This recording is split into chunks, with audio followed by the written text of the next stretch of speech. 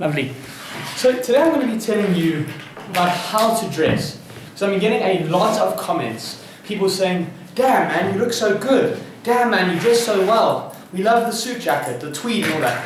And I'm going to be telling you exactly how to dress, because sometimes if you feel like you're stuck somewhere, the first thing you've got to do is stop digging. And I want you to sit there and think about how you are dressed. I want you to look exactly how you dress. Right now, if I look at myself, I'm wearing a nice collar shirt, long sleeve, and a 90s vintage tweed jacket.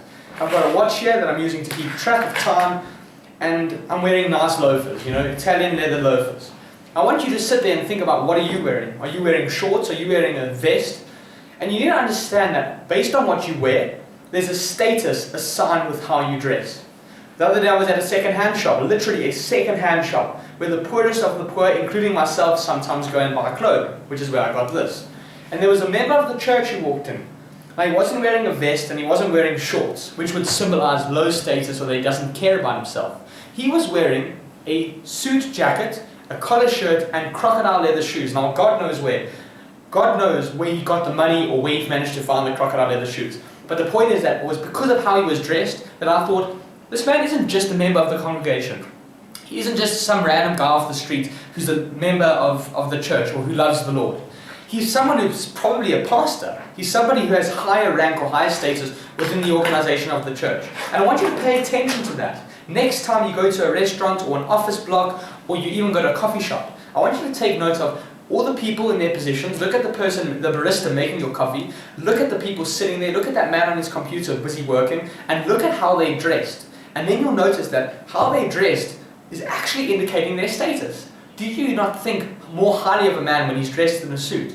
Do you not think more lowly of a person when he's wearing tattered clothing with holes, or he's wearing a short and a vest?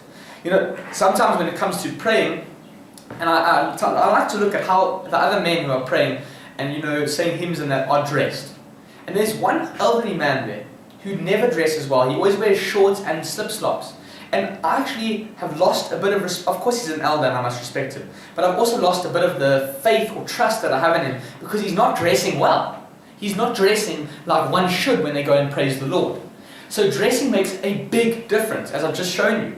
And I want you to think about the status that you're giving off. From now on, I'm wearing suits, I'm wearing a watch and all these things, because it's something that can get you a little bit higher. Think about two people. One person's wearing tattered clothing and hasn't had a shower, they're dirty and they stink. And the other person's wearing a suit and made sure to polish their shoes. And both of these people are going to go meet a billionaire. Who do you think that's all you know. Who do you think the billionaire is more likely to help? Who do you think the billionaire is more likely to give a job to? Well, it's most likely going to be that guy who polished his shoes and cared about the way he looked. What does it show? It shows that he cares about himself, that he understands how he presents. And so making all these videos has forced me to basically look at myself and say, how do I look? How do I speak? How do I talk? What energy am I giving over? And so reverse engineering all of that to then dress better. And I made this video which was how you can sell anything. And a lot of it was sales techniques and how you must just knock on doors and output. But there's one crucial thing that I left out in that video as to how to sell anything. And it's how to dress. I want you to think about this. Go and look at any old historical book, and you'll see photos of army generals, and you'll see photos of soldiers. How do you know the difference if you've never met that person before? You only know the difference because of how they are dressed. And not only that, it's not just how you dressed, it's your medallions, it's your medals, it's your signals of honor. So these things all contribute, and if you want to become a higher value person, you've got to focus on how you dress. Here I'm in an office right now. Usually I like to say it's school, but right now I'm in the office side of it. And I've noticed that not just the teachers, but the people above that, the people who are managing the clients and all that, are dressed better. The men are wearing jackets, the men are wearing formal clothing. And then it's the teachers or the people who are giving over the lessons that wear normal clothing, that wear shirts, not really shorts, but that wear shirts. And it's actually how businesses keep their employees in their place, by giving them a uniform. Because next thing your boss comes in wearing a three-piece suit and you're busy there wearing your black boots and your black pants and you have to wear a shirt. It signifies status. So that's how you can dress. And let's actually go through a few no-nos. If you want to dress for success, it's literally what they say. Dress for success. There are a couple of no-nos that you have to avoid. The first thing is tank tops. Chuck them out. I don't care whether you think it's so hot or it's summer, you cannot wear a tank top to an office or to try and sell something. People are instantly going to reject you. And that also goes with wearing a shirt. How can you dare wear a shirt and expect people to trust you? No t-shirts, no tank tops.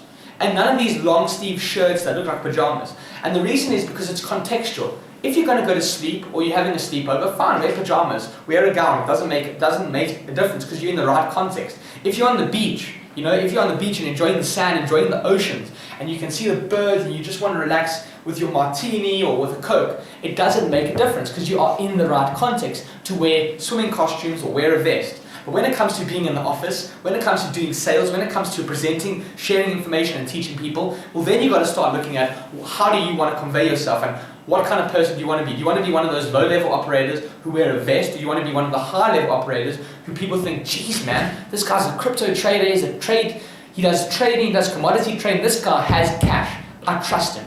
And that comes not just from your haircut, not just from who you are, your culture, or the way you speak, but more importantly, shirts. Now when it comes to YouTube videos, this is a great one to illustrate. People only watch about 2, maybe 10% of a video. So 10 minutes, they watch 1 minute.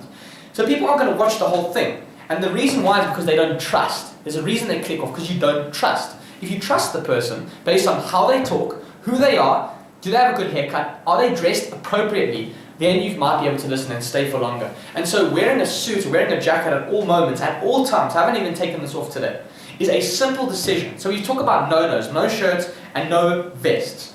Something else that you should absolutely avoid are these bright colors. Maybe if you have a wardrobe and you have 15, navy, black and grey suits, go for something a little bit more audacious like a green, a deep green, or maybe a pink if you want to be audacious. But for now, avoid any and all bright colors because it makes you look like a clown. Avoid any of these weird fashion styles. Go with the basics. Go with a normal, nice pair of jeans, not ripped jeans. Normal clothes, a nice white collar shirt, normal jackets. And that's how you can slowly build the wardrobe.